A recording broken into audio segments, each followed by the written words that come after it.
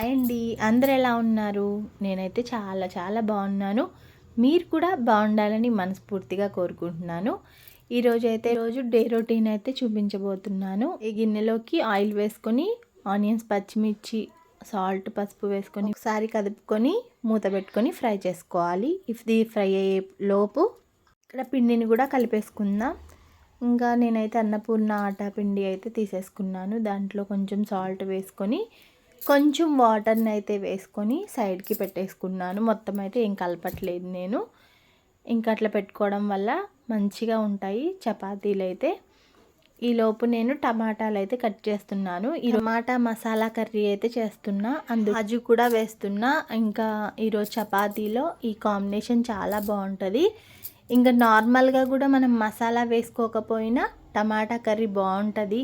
మనం ఎప్పుడైనా జర్నీలోకైనా చపాతీలు తీసుకెళ్తూ ఉంటాం కదా, అప్పుడు టమాటా కర్రీ చేసుకుంటే పాడవకుండా కూడా ఉంటుంది. ఇంకా నేనైతే మసాలా వేసుకుంటున్నాను. మీరు ఒకసారి ట్రై చేసేయండి, చాలా బాగుంటుంది. ఇంకెప్పుడు చేసుకునే ఎగ్ కర్రీ కాకుండా ఒకసారి ఇట్లా ట్రై చేయండి, టేస్ట్ అయితే బాగుంటుంది. మా పిల్లలైతే ఇప్పుడు పూరీలోకి అయితే ఆలు కర్రీ, ఇంకా చపాతీలోకి అయితే ఎగ్ కర్రీ, ఈ కాంబినేషన్ ఎక్కువగా ఇష్టపడతారు. ఇంకా ఈరోజు నేను టమాటా కర్రీ చేసినా కూడా చాలా ఇష్టంగా తిన్నారు. ఇంకా ఆల్మోస్ట్ మా పిల్లలు అన్నీ కూరగాయలు తింటారు.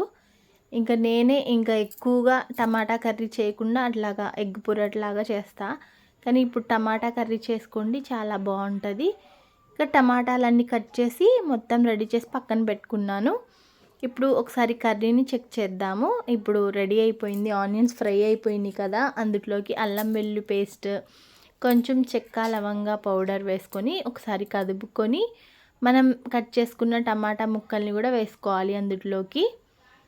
ఇట్లా వేసుకొని ఒకసారి కలుపుకొని మూత పెట్టుకొని ఇంకొంచెంసేపు ఉడికించుకోవాలి. చాలా వరకు కుక్ అయిపోయింది. మూత పెట్టుకొని ఉడికించేసుకుంటే టమాటాలు సాఫ్ట్గా అయిపోయింది కదా. ఇప్పుడు అందులోకి కొంచెం కారంని యాడ్ చేసుకోవాలి. పచ్చిమిర్చి వేసుకున్నాం కాబట్టి మరి ఎక్కువ కారం అయితే పట్టదు. ఇంకా పిల్లలు తినాలి కాబట్టి కొంచెం తక్కువే వేసుకోవాలి. దాంతోపాటు కొంచెం ధనియా పౌడర్ కూడా వేసుకొని కలుపుకొని అందులోకి సరిపడా వాటర్ని అయితే యాడ్ చేసుకోవాలి.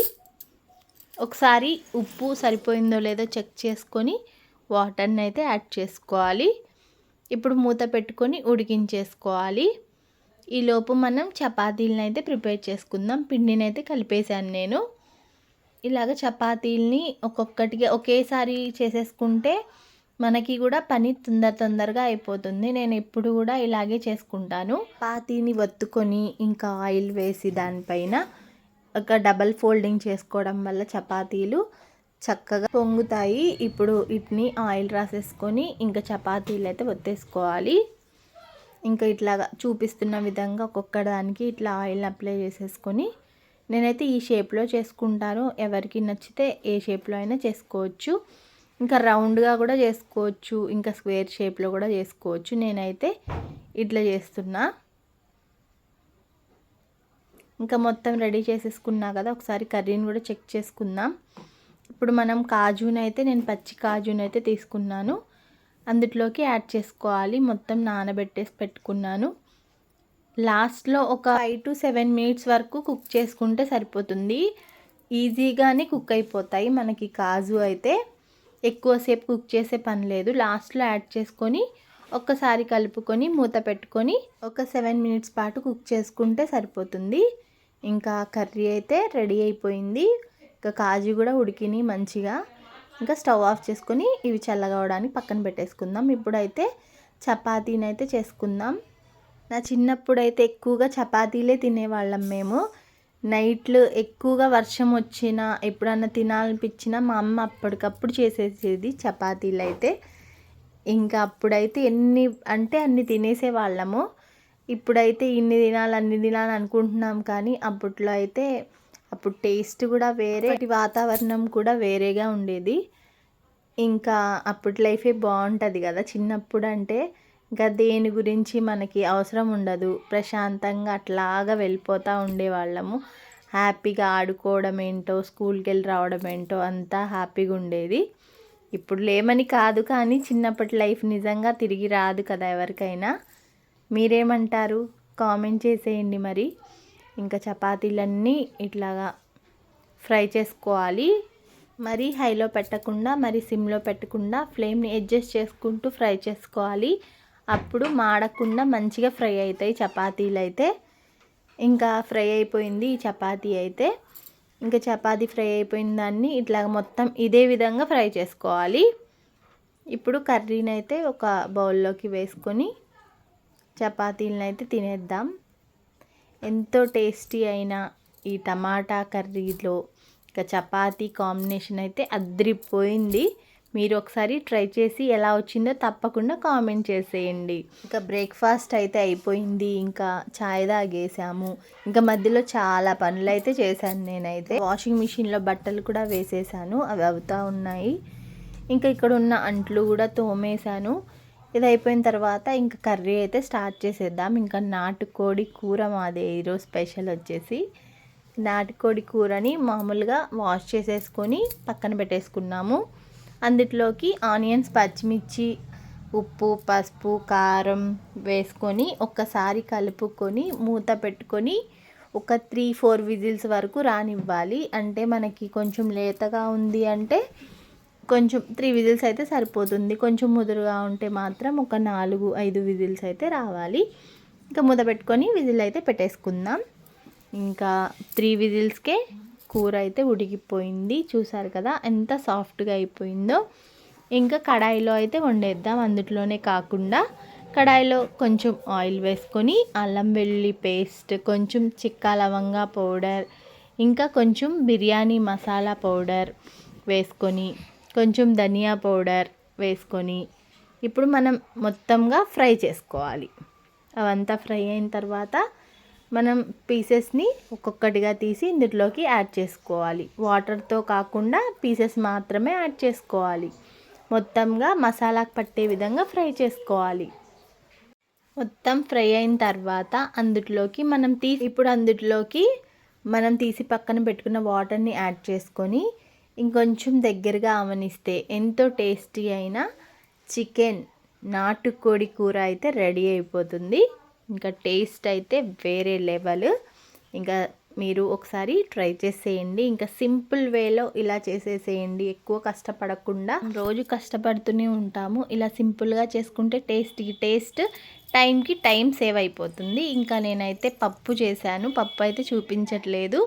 ఇంకా రైస్, ఇంకా కర్రీ, ఇంకా కొంచెం నార్మల్ కర్రీ ఉంటే ఇట్లా ఫ్రై చేసేసాను చికెన్ని. ఇంకా పెరుగు తోడు పెట్టిందే, కాకపోతే ఈ డబ్బాలో తోడు పెట్టాను.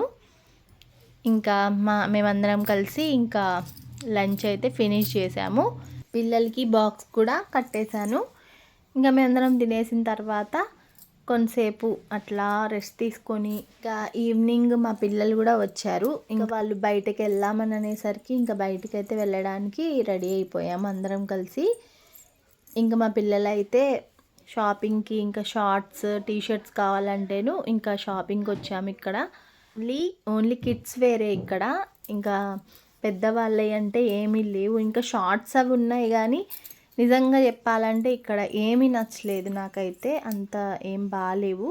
నేనైతే కొంచెం ఇక్కడ ప్లాజోస్ అవి చూశాను, అవి కూడా అంత క్వాలిటీ ఏమీ నాకు నచ్చలేదు. ఇంకా మా పిల్లలు అయితే మొత్తం వెతికేశారు. అవి చూస్తాం, ఇది చూస్తాం అనేసి చాలా వరకు చూశారు.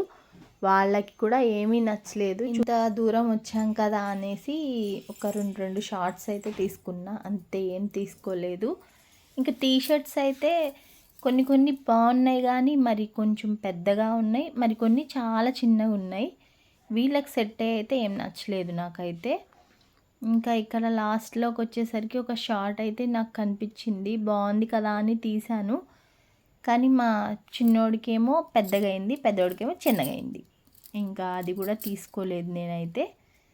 ఇంకా క్వాలిటీ కూడా అంత నాకేం నచ్చలేదు. ఇట్లా చూసి కొన్ని ఇంకా వెళ్ళినందుకు షార్ట్స్ అయితే తీసుకున్నాము. ఇలా ఇక్కడ షాపింగ్ అయితే కంప్లీట్ చేసుకున్నాము. ఇంకా మా అబ్బాయికి అయితే ఆ టీషర్ట్ అయితే నచ్చిందంట, కానీ నేను అది కూడా తీసుకోలేదు. ఇంకా ఫ్యాబ్రిక్ అంత ఏం బాగాలేదు.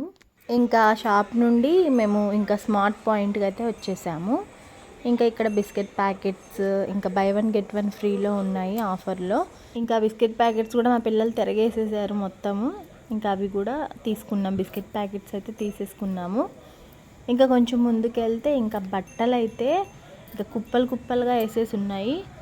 సరేలే చూద్దామని వెళ్తే ఇంకా రేట్లు అయితే బీభత్సంగా ఉన్నాయి. ఇంకా టీషర్ట్స్ అవి ఏమీ తీసుకోలేదు. ఇంకా ఇంట్లో కావాల్సిన కొన్ని వస్తువులు తీసుకున్నాము. ఇంకా పిల్లలకి కావాల్సిన కొన్ని ఐటమ్స్ అయితే తీసుకున్నాము. ఇంకా బట్టలు, షూస్ అలాంటివి ఏమీ తీసుకోలేదు. ఇంకా షూస్ కూడా ఉన్నాయి కానీ అంత బాగాలేవు క్వాలిటీ అయితే. ఇంకా చాలా ఉన్నాయి రకాలు. అట్లా తిప్పేసి మొత్తం చూసేసి వచ్చేసాము, ఏం తీసుకోలేదు. ఇంకా బాక్సెస్, ఇంకా షార్ట్స్, ఇక్కడ షార్ట్స్ అయితే చాలా బాగున్నాయి, నాకు నచ్చినాయి. కానీ ఒక్కొక్క షార్ట్ వచ్చేసి 1000 అట్లా పడ్డది. అసలు దీని మీద 1000 ఎట్లా అనేసి నేను తీసి అక్కడ పెట్టేశాను మొత్తానికి. ఇంకా చూడండి అసలు ఇక్కడ 799 అంట షూస్. ఇక్కడ ఇవన్నీ ఇక్కడ చీజ్ అవన్నీ ఉన్నాయి. ఇంకా బాక్సెస్, సెట్స్ ఇవన్నీ ఆల్మోస్ట్ చాలా రకాలు ఉన్నాయి. ఇంకా అవేమీ తీసుకోలేదు మేము. ఇంకా అక్కడ నుండి ఇంటికైతే వెళ్ళిపోయాము. ఇలా ఎండ్ అయింది మా షాపింగ్ అయితే. ఇంకా పిల్లలకి కావాల్సిన కొన్ని ఐటమ్సే తీసుకున్నాము, ఇంకా ఎక్కువ ఏం తీసుకోలేదు. అదండి ఈరోజు బ్లాగ్ అయితే. మీకు నచ్చిందని అనుకుంటున్నాను. నచ్చితే ఒక లైక్ చేసి, షేర్ చేసి, సబ్స్క్రైబ్ చేయండి. మీకు ఎలాంటి రెసిపీస్ కావాలో తప్పకుండా కామెంట్ చేయండి. సపోర్ట్ చేస్తున్న మీ అందరికీ చాలా చాలా థ్యాంక్స్ అండి. Thank you for watching.